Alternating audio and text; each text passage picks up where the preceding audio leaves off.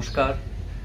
ডাকবাংলা.com এর পাতায় দূরপাল্লার এবারের পর্ব নিয়ে হাজির হলাম আমি।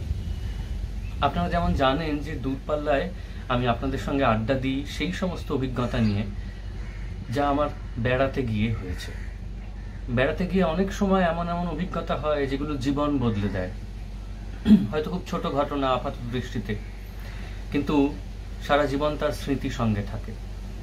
আবার হয়তো যে সমস্ত মানুষকে স্বপ্নে দেখি, যাদের অনুরাগী আমরা, তাদের স্মৃতি, তাদের স্বাক্ষর সম্বলিত কিছু জিনিস দেখতে পাই এমনভাবে যেগুলো সত্যি বলে বিশ্বাস হতে চায় না। মন মানতে চায় না যে সত্যিই আমি তার সামনে গিয়ে দাঁড়িয়েছি, প্রত্যক্ষ করছি। আর সেসব অভিজ্ঞতা পূর্ণও হয় না যতক্ষণ না আপনাদের সঙ্গে ভাগ করে নিই। তাই এই দূরপাল্লার আয়োজন। আজ বলি এক এমন সময়ের গল্পের কথা। 2019 সাল। তখনও আমরা জানি না যে অতিমারি আসতে চলেছে আর 1 বছরের মধ্যে পৃথিবী বদলে যাবে এবং আগামী 2 বছর আমরা প্রায় ঘরবন্দি হয়ে থাকবো, কিচ্ছু করতে পারবো না। আর পরে যখন ভেবেছি অভিজ্ঞতার কথা, তখন মনে হয়েছে ভাগ্যিস ঝাঁপ দিয়েছিলাম এমন একটা জিনিস দেখবো বলে। তাই সত্যি কথা বলতে কি জীবন ধন্য হয়েছে। আমরা 2019-এর জুন মাসে ইউরোপ বেড়াতে যাব ঠিক করেছিলাম। জুন মাসের 14 তারিখ আমার আর দুর্বার বিয়ের তারিখ। তো আমরা ওই একটা দিন একটু বেড়াতে যাই। সেটা দার্জিলিংও হতে পারে, সেটা প্যারিসও হতে পারে, সেটা পুরীও হতে পারে, সেটা অ্যামস্টারডামও হতে পারে। যখন যেমন সাধ এবং সাধ্য তখন তেমন যাই, কিন্তু যাই। তো সেবার আমাদের অনেকদিন আগে থেকেই একটা পরিকল্পনা ছিল যে আমরা ইউরোপ যাব এবং দ্বিতীয়বার প্যারিস যাব। কারণ প্যারিসের মতো শহর হাজারবার গিয়েও পুরনো হয় না। প্রথমবার প্যারিস গিয়ে সবটুকু দেখা হয়নি, যা যা বাকি ছিল তার কিছুটা আবার ছুঁয়ে আসবো, এরকম পরিকল্পনা ছিল। তো হঠাৎ ওই সময় কি কি প্রদর্শনী চলছে খোঁজ করতে গিয়ে আমি দেখতে পেলাম যে যখন বাড়ি থেকে পুরো সফরটা তৈরি করছি বসে, দেখতে পেলাম যে জুনের 14 তারিখ একটা প্রদর্শনী আছে প্যারিসের অ্যাটলিয়ার দে লুমিয়ার স্টুডিওতে। সেটা হচ্ছে ভ্যান গখের প্রচুর ছবির একটা অডিও ভিজুয়াল প্রদর্শনী। অর্থাৎ ভ্যান গখের ছবি তো আমরা সাধারণত জাদুঘরে দেয়ালে টাঙানো অবস্থায় দেখেছি, তার ক্যানভাসগুলো, কিন্তু এটা অডিও ভিজুয়াল প্রেজেন্টেশন।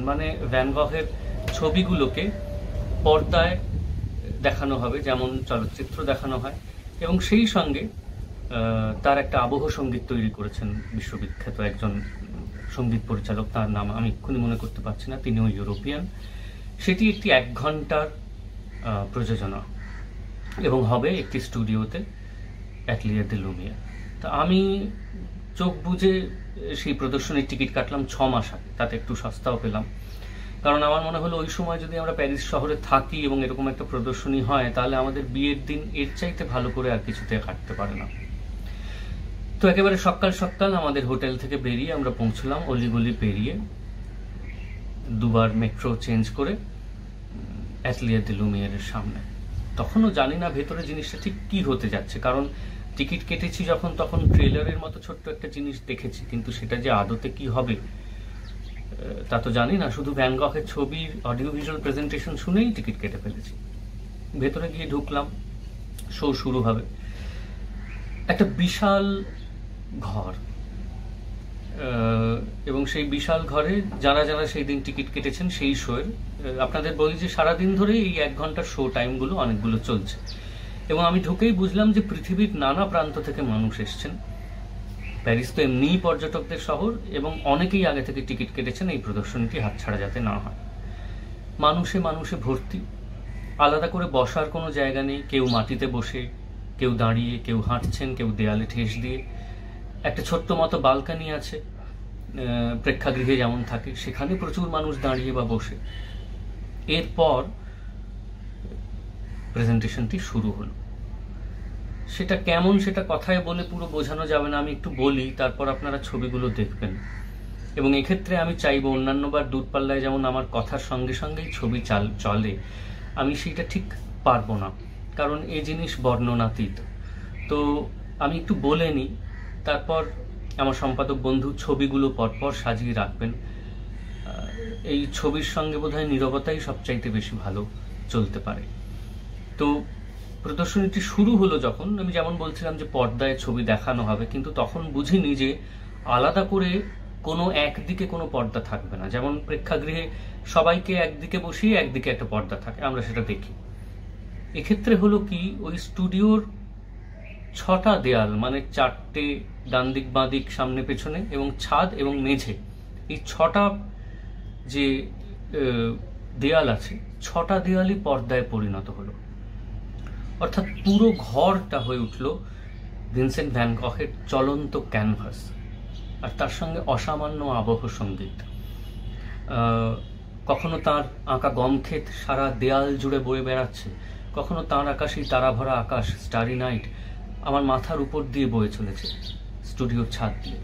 কখনো পায়ের তলায় তার আঁকা ঘাস পড়ে রয়েছে, তার উপরে দাঁড়িয়ে রয়েছে। অর্থাৎ ওই গোটা ঘরটা হয়ে উঠল তার ছবি, চলমান ছবি, চলন্ত ছবি। যেন তিনি এই মুহূর্তে রং আঁকছেন, আর সেই তরল রং আমাদের চারপাশে ছড়িয়ে পড়ছে, আমাদের গায়ের উপর দিয়েও বয়ে যাচ্ছে। এমনভাবেই প্রদর্শনীটি তৈরি হয়েছে যে যে ছবি আসুক না কেন, সেই ছবি আপনি চারদিক থেকে দেখতে পাচ্ছেন, মাথার উপরে, চোখের সামনে, চোখের পিছনে, চোখের এপাশে, চোখের ওপাশে এবং পায়ের তলায়। এবং আপনি যদি হাত বাড়ান, আপনার হাতের উপর দিয়েও ভ্যান গহের পেইন্টিং বয়ে চলে যাবে, কারণ আপনার হাত, আপনার গোটা শরীর ততক্ষণ একটি পর্দায় রূপান্তরিত হয়েছে। 1 ঘন্টার এই অনুষ্ঠান আমরা দেখলাম, এবং 1 ঘন্টার অনুষ্ঠানের পরে আমাদের মনে হলো যে কি দেখলাম। তখন ওই বিমূঢ় বিস্ময় বলে একটা শব্দবন্ধ আছে বাংলায়, সেইটা নিয়ে আমরা চুপ করে বসে আছি, কেউ কারোর সঙ্গে কথা বলতে পারছি না এবং বিশ্বাস করতে পারছি না যে আমরা সত্যি এটা প্রত্যক্ষ করলাম। আমাদের ইচ্ছে হলো আবার দেখি, কিন্তু পরবর্তী শো টাইমের টিকিট আমাদের কাছে কাটা নেই। আমরা তখন অনুরোধ করায়, এটাই বোধহয় কি বলবো, অতিথিদের জন্য সৌজন্য এবং সভ্যতা। যারা আয়োজক তারা বললেন আপনারা এই শোটিও দেখতে পারেন, আপনাদের কোনো টিকিট কাটতে হবে না। আমরা পরবর্তী 1 ঘন্টাও কখনো হেঁটে, কখনো দাঁড়িয়ে, কখনো মেঝে বসে পুরো প্রদর্শনীটি দেখলাম, পরপর 2বার। এবং তখন মনে হচ্ছে যে আমাদের রক্তের মধ্যে যেন ভ্যান গহের তরল রং খেলে বেড়াচ্ছে। আমি আমার সম্পাদক বন্ধুকে বলবো, আমার তোলা যে কটি ছবি আমি বেছেছি আপনাদের জন্য, সেগুলি পরপর এবার একবার চালাতে, তারপর আবার কথা হবে।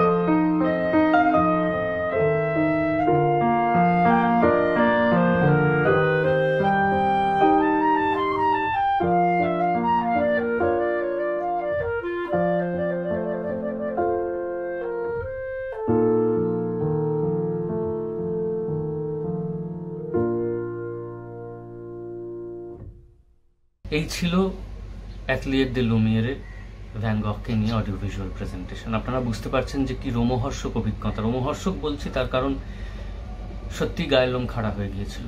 এইভাবে কখনো ভ্যান গহের ছবিকে দেখতে পাবো সে তো আশা করিনি। বেরোলাম, তখন মন ভালো না মন খারাপ সেসবের ঊর্ধ্বে চলে গেছে আমাদের বিস্ময় ভাব। তো হাঁটতে হাঁটতে সামনের একটা, আমরা উদ্দেশ্যবিহীনভাবেই হাঁটছিলাম। তখন দুপুরের খাবার খাবো সে চিন্তাও নেই, হোটেলে ফিরবো সে চিন্তাও নেই, কিছুই করার নেই, কিছু ইচ্ছে করছে না। দুর্বা যেহেতু ফরাসি শিখেছে, খুবই ভালো ছাত্রী ছিল ফরাসি ভাষা। দুর্বা বেরিয়ে হঠাৎ একটা রাস্তার মোড়ে গিয়ে বললো, ওই দেখো উল্টো দিকে পিয়ের ল্যাশেজ। আমি জানি না আমি উচ্চারণ ঠিক করছি কিনা, পিয়ের ল্যাশেজ। তো আমার নামটা শোনা ছিল পিয়ের ল্যাশেজ। প্যারিসের অন্যতম সুবিখ্যাত সমাধিস্থল, কবরখানা যাকে বলে।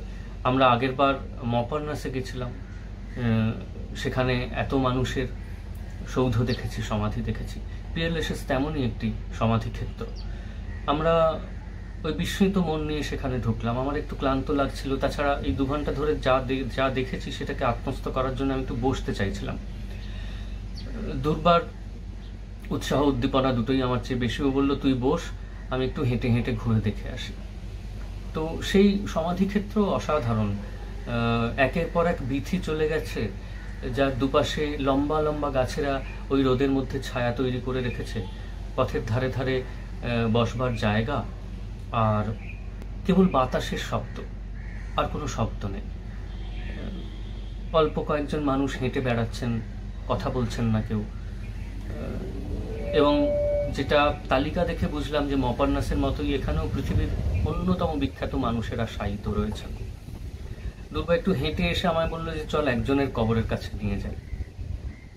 আমি জানি যে বিখ্যাত কেউই হবেন, কিন্তু কার কবর সেটা আমার ধারণা ছিল না। তিনি যে সেখানে শায়িত সে ধারণাও আমার ছিল না। গিয়ে দেখলাম যে অন্যান্য সমাধিক্ষেত্র হচ্ছে এই সমাধিক্ষেত্রটি অনেকটি তাজা, কারণ রোজ এখানে অসংখ্য ফুল জমা পড়ে এবং পৃথিবীর নানা প্রান্ত থেকে অগণিত অনুরাগী ভক্ত তারা এসে চিঠি দেন, কবরের উপর ফুল নামিয়ে রাখেন, উপহার কিনে আনেন। কবরটি আর কারো নয়, স্বয়ং জিম মরিসনের। জিম মরিসন যে ওখানে শায়িত ছিলেন আমার তা জানা ছিল না। আমরা সেই আশ্চর্য দুপুরবেলায় জিম মরিসনের কবরের সামনে কিছুক্ষণ দাঁড়ালাম, তারপর বেরিয়ে একটা ছিমছাম রেস্তোরাঁয় খাওয়া দাওয়া করলাম।